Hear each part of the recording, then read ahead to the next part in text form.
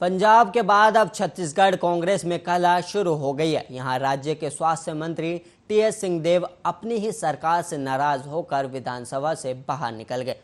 जब मीडिया ने उनसे सवाल किया तो उन्होंने कहा कि मैं तब तक इस पवित्र सदन में नहीं आऊंगा जब तक कांग्रेस विधायक के हमला करने के आरोपों पर सरकार का बयान सदन में नहीं आ जाता।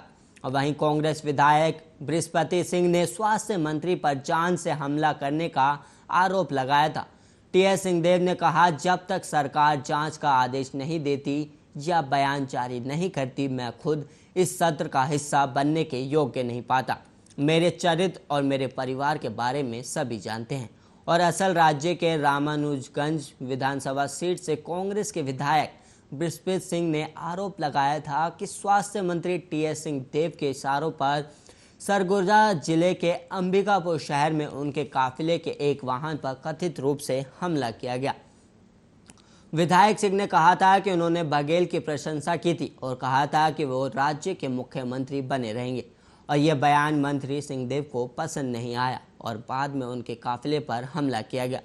कांग्रेस विधायक ने कहा था कि कथित हमले में 3 लोग थे, जिनमें से एक मंत्री सिंहदेव का दूर का रिश्तेदार था।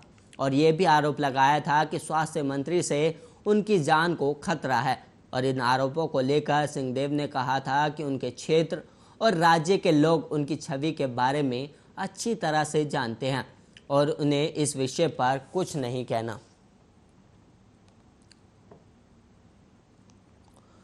मध्य प्रदेश के कई हिस्सों में भारी बारिश का दौर जारी है। प्रदेश में एक और नदियां उफान पर हैं, तो वहीं दूसरी ओर कई जिलों में सामान्य से अभी भी कम बारिश हुई है। प्रदेश के बुरहानपुर, देवास, शाजापुर, राजगढ़, विदिशा, उज्जैन सहित कई जिलों में नदियों का स्तर काफी बढ़ गया है। मौसम विभाग ने बताया कि पूरे राज्य में 1 जून से 26 जुलाई तक सामान्य से 0.2% ज़्यादा बारिश रिकॉर्ड की गई है। मौसम विभाग का कहना है कि बारिश का ये दौर 1 हफ्ते तक जारी रहने वाला है। और वहीं एमपी की राजधानी भोपाल में लगातार 3 दिनों से हो रही बारिश ने 10 दिनों का कोटा पूरा कर दिया है। भोपाल में बीते 72 घंटों में करीब 4 इंच यानी 101.4 मिलीमीटर पानी बरस गया। अब माइनस में जा रहा बारिश का कोटा अब सामान्य स्थिति में पहुंच गया है। देश में जानलेवा कोरोना वायरस के मामले अब धीरे धीरे कम हो रहे हैं। देश में पिछले 24 घंटों में कोरोना के 29,689 नए मामले सामने आए हैं और वहीं 415 लोगों की कोरोना के चलते मौत हो गई।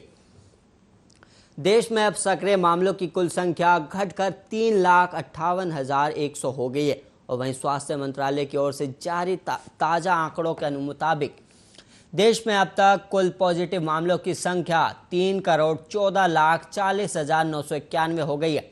और वहीं इस महामारी से अब तक 4,21,382 लोगों की मौत भी हो गई। और वहीं पिछले 24 घंटे में 42,363 नए कोरोना मरीज डिस्चार्ज के बाद कुल डिस्चार्ज की संख्या 3,06,21,469 हो गई। और वहीं देश में कोरोना वैक्सीनेशन का आंकड़ा 44 करोड़ के पार पहुंच गया है। और वहीं कल वैक्सीन के 57 लाख से ज़्यादा डोज लगाई गई, जिसके बाद देश में अब तक वैक्सीन की 44,10,57,103 डोज लगाई गई।